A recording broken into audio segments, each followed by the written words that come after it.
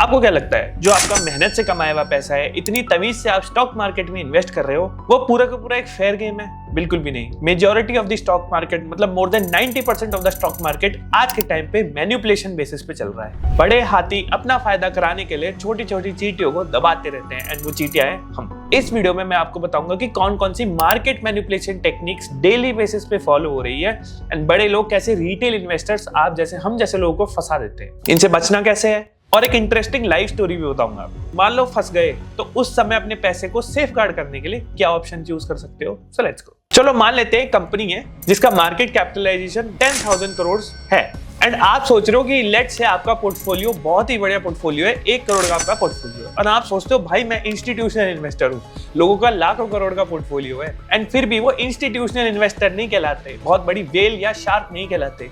तो आप एक्चुअली में एक बहुत छोटी सी कीड़ी हो इस मगरमच्छ या इस हाथी के सामने जो कि मार्केट मैनिपुलेट कर सकता है। मैं बताता हूँ कैसे। जैसा कि मैंने कहा, एग्जांपल 1000 करोड़ की एक कंपनी है जो मार्केट में लिस्टेड है, इतनी वेल्थ उसने क्रिएट की है, इतना पैसा उसका फ्लोट हो रहा है मार्केट में, and as per Indian law 75% तक प्रमोटर होल्डिंग्स अलाउड है। प्रमोटर होल्डिंग्स मतलब ओनर्स, मतलब टोटल ओनर्स 75% तक ओन कर सकते हैं किसी भी कंपनी का, बाकी 25 रिटेल इन्वेस्टर के लिए छोड़ते हैं। हम मान लेते हैं इसको 70%, तो 10,000 करोड़ में से 7,000 करोड़ तो ओनर के पास है, बाकी 3,000 करोड़ मार्केट में ट्रेड हो रहा है, इन्वेस्टर बढ़िया मतलब शेयर प्राइस के साथ बाय सेल कर रहे हैं। अब आती है एक बहुत ही बड़ी चीज, प्लेज होल्डिंग्स। इसका मतलब ये होता है कि प्रमोटर जिसके पास लेट से 7,000 करोड़ रुपीस अभी हैं, in terms of share market का प्राइस, मतलब उसके पास पेपर पे है, बैंक में नहीं पड़े हैं, उसके पास जो शेयर कैपिटल है उसकी कंपनी का, जितने वो शेयर्स का मालिक है, एंड उसकी जो करंट मार्केट प्राइस है उसको देख के उसके पास 7,000 करोड़ अभी है। तो वो क्या करेगा, बैंक के पास जाएगा, बोलेगा इन शेयर्स को प्लेज कर दो। अब वो 100% प्लेज भी कर सकता है। 100% प्लेज कर दिया मतलब 7,000 करोड़ रुपए का लोन आ गया, बैंक में आ गए। अब वो 7,000 करोड़ से वो क्या क्या कर सकता है? अनएथिकली देखा जाए तो 7,000 करोड़ से वो अपने पर्सनल एक्सपेंसेस फंड कर सकता है, वो मार्केट मैनिपुलेट कर सकता है, जो ये टॉपिक है। एंड एथिकली देखा जाए तो वो हो सकता है कि कंपनी की कैश फ्लो की सिचुएशन को इंप्रूव कर रहा हो सकता है कि ऑलरेडी बहुत सारे डेट या बहुत सारा लोन चढ़ रहा हो कंपनी पे, उसको पे ऑफ करने के लिए उसने खुद की शेयर्स पे लोन ले लिया हो, वो एक गुड समैरिटन हुआ। मतलब हो सकता है वो कंपनी को बचा रहा हो, किसी चीज में कैश फ्लो ला रहा हो, या हो सकता है उसे सप्लायर पेमेंट ज्यादा साइकिल का हो तो उसको अभी कैश फ्लो की नीड है। कुछ भी मतलब इमीडिएट पैसे को नीड करने के लिए जनरली प्रमोटर होल्डिंग्स को प्लेज करना अलाउड होता है, बट ये होता नहीं है, और उसको प्रूव करना ऑलमोस्ट नेक्स्ट टू इम्पॉसिबल है, बिकॉज आपको क्या पता वो किस इंटेंशन से लिया गया है, वो तो ओनली उसी इंसान को पता है, और कोई इंसान बोलेगा नहीं कि भाई मैंने तो ये गलत काम करने के लिए लिया है, उसको पकड़ के अंदर डाल देंगे। अब मैं आपको स्क्रीन शेयर करके बताता हूँ एक एग्जाम्पल के तौर पर। एक डिस्क्लेमर मैं आपको देता हूँ जो मैं अभी आपको दिखाऊंगा, this is only for educational purpose. मैं आपको दिखा रहा हूँ कि ऐसा हो रहा है जो एक्चुअल ट्रूथ है। सो अब आपको कैसे पता चलेगा कि भाई किस कंपनी के कितने ज्यादा प्रमोटर्स ने कितनी शेयर होल्डिंग्स को प्लेज कर रखा है? सिंपल, गूगल पे जाओ, स्क्रीनर पे बहुत सारे लोगों ने अपनी खुद की प्राइवेट स्क्रीन चला रखी है, जिसमें आपको पता चल जाएगा कि प्रमोटर की कितनी % होल्डिंग्स प्लेज्ड है। तो आप इस पेज पे आ जाओ। इस पेज पे आओगे, आपको दिखेगा कि Asian Paint, JSW, Vedanta, Hindustan Zinc, ये सारी कंपनीज हैं जिनकी प्रमोटर्स की होल्डिंग्स प्लेज्ड है।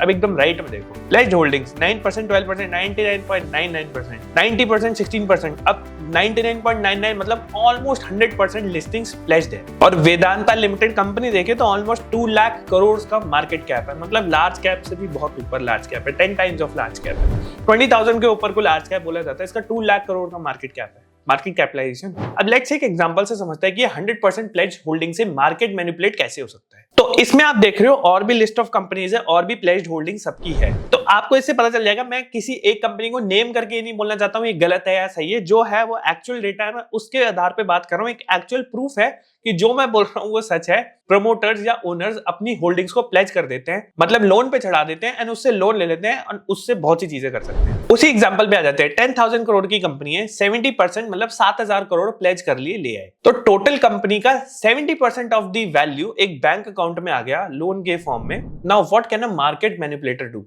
वो सिंपल इस कंपनी के शेयर्स खरीद सकता है। अब वो शेयर्स हो सकता है कि इसको मल्टीपल डिफरेंट 7,000 लोगों के बीच में बांट दे, कि भाई खुद पे सारी बात ना आ जाए कि खुद ने मार्केट मैनिपुलेट किया है। इससे क्या होगा कि आपको दिखेगा डेली बेसिस में उस कंपनी के अपर सर्किट लेके जा रहे हैं, 5%, 10% टच हो जा रहा है।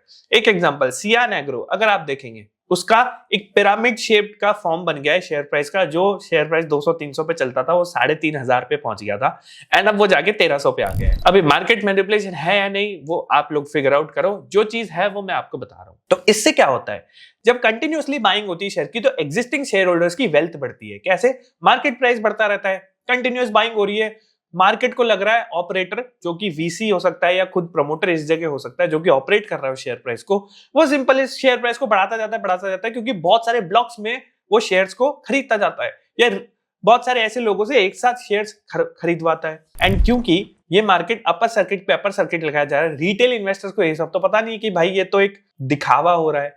तो रिटेल इन्वेस्टर सोचता है भाई ये तो 5% बढ़ रहा है, 10 दिन में 50% बढ़ गया, मैं एक काम करता हूं उसको खरीद लेता हूं, अगर 5 दिन भी ये चला तो 25% का गेन है, मैं फिर बेच दूंगा। ऐसे होता नहीं है। ये चीजें परफेक्टली टाइम करी जाती है रिटेल इन्वेस्टर्स को फंसाने के लिए। अगर आप लकी हुए तो पैसे बनाओगे एंड 99% चांस है कि आप पैसा खोगे, बिकॉज आप जैसे लोगों को फंसाने के लिए ही ये टेक्निक्स की जाती है। अभी ये सियान एग्रो की देख रहे हो ना, पिरामिड शेप का पूरा स्टॉक मार्केट का प्राइस, ये इसीलिए कि बहुत सारे रिटेल इन्वेस्टर फंस गए हैं और वो लॉन्ग टर्म इन्वेस्टर्स बन गए हैं। तो आपको लॉन्ग टर्म इन्वेस्टर ऐसी कंपनी में नहीं बनना जिसका आए दिन ही अपर सर्किट आए दिन ही लोअर सर्किट लग रहा है। बिकॉज अपर सर्किट लगते ही एक लेवल पे पहुंचते ही वो फिर बेचना चालू कर देते हैं एंड वो बेचते रहते हैं। व्हाई? बिकॉज जो लोन लिया था उसको चुकाना भी तो है।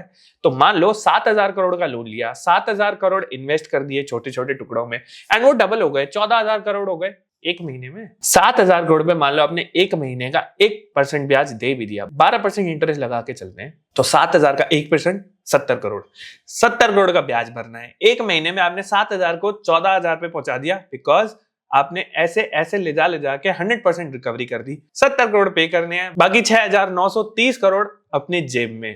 प्रॉफिट है मस्त, इस पे 10% ले लो, 20% ले लो, अरे 30% ऐसी चीज ही ले लो भाई, जो मर्जी ले लो, बाकी तो पैसा अपने घर में ही आया। तो that's how market manipulation is. और ये पैसा किसका है? ये पैसा है रिटेल इन्वेस्टर्स। तो बस रिटेल इन्वेस्टर ऐसे ही फंसता है, क्योंकि स्टॉक मार्केट में सबसे बड़ी प्रॉब्लम है एक जीरो सम गेम है। मतलब अगर किसी और की जीत हो रही है तो आपकी हार है, अगर आपकी जीत है तो हो सकता है किसी और की हार है। पैसा तो ऐसे ही क्रिएट होता है।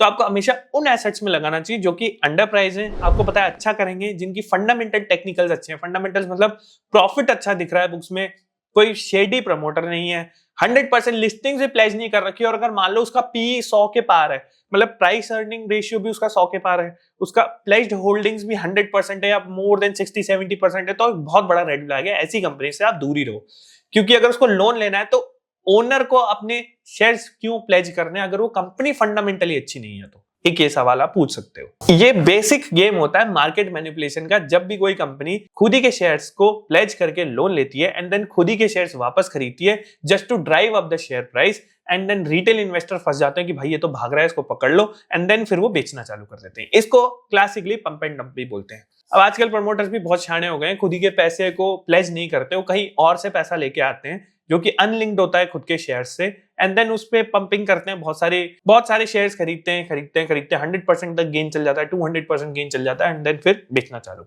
And that's how it is. अब आप क्या कर सकते हो भाई? सबसे पहला, ऐसी कंपनीज को तो फॉलो ही नहीं करना। दूसरा, अपने टेक्निकल्स फंडामेंटल स्ट्रांग रखो, उन्हीं कंपनीज में इन्वेस्ट करो। अगर आप टाइम दे सकते हो, दिन का 30 मिनट या आपका डेली बेसिस का टाइम है, आप समझते हो, पूरी श्रद्धा के साथ आप इन्वेस्ट करना चाहते हो, स्टॉक मार्केट की जो भी हर कंपनी है उसकी फाइनेंशियल डॉक्यूमेंट्स अच्छे से पढ़ के रीडिंग करके इन्वेस्ट करते हो, तब तो डायरेक्ट स्टॉक्स में घुसो। मैं खुद ये नहीं कर पाता, तो मैं म्यूचुअल फंड्स के थ्रू इन्वेस्ट करता हूं। अगर आपके पास इतना टाइम नहीं है, अगर आप इतना टाइम नहीं दे सकते किसी एक स्पेसिफिक कंपनी को, आप म्यूचुअल फंड खरीदो। अब म्यूचुअल फंड में भी स्मार्ट म्यूचुअल फंड्स होते हैं, इमरजेंसी म्यूचुअल फंड्स होते हैं, ओवरनाइट म्यूचुअल फंड्स होते हैं, डेट म्यूचुअल फंड्स होते हैं। इन म्यूचुअल फंड्स का काम है पैसे को सेफगार्ड करना। तो इमरजेंसी फंड्स आप यहाँ इन्वेस्ट कर सकते हो।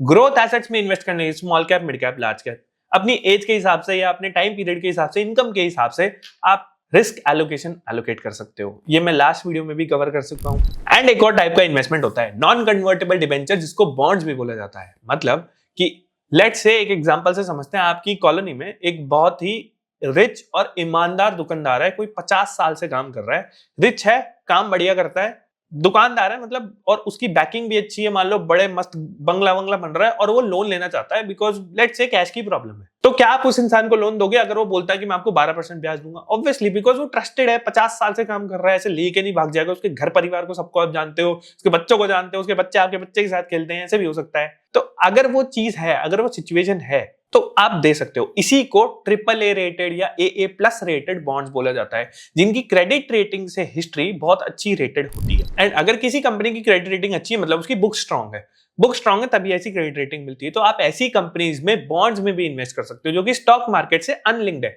अपना पोर्टफोलियो एलोकेट करने के लिए लेट्स से 100 रुपीज स्टॉक मार्केट में इन्वेस्ट करने, so 10 to 20 rupees of bonds में भी इन्वेस्ट कर सकते हो।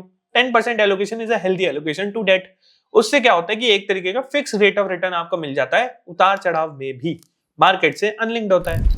इस चार्ट को आप देखोगे तो इस चार्ट के हिसाब से आप अपनी इन्वेस्टमेंट्स भी डाइवर्सिफाई कर सकते हो। अब इसमें फ्यूचर एंड ऑप्शंस ऐसे हैं जिसको मैं सलाह नहीं देता, तो उसको आप हटा दो, बाकी सब चीजें देखो। सो आई होप आपको समझ आया होगा कि कैसे आजकल लोग स्मार्टली मार्केट मैनिपुलेशन कर रहे हैं। इस चीज से बच के रहना, किसी भी कंपनी में इन्वेस्ट करो उसकी प्लेज्ड होल्डिंग्स पहले देख लेना प्रमोटर ने कितनी कर रखी है।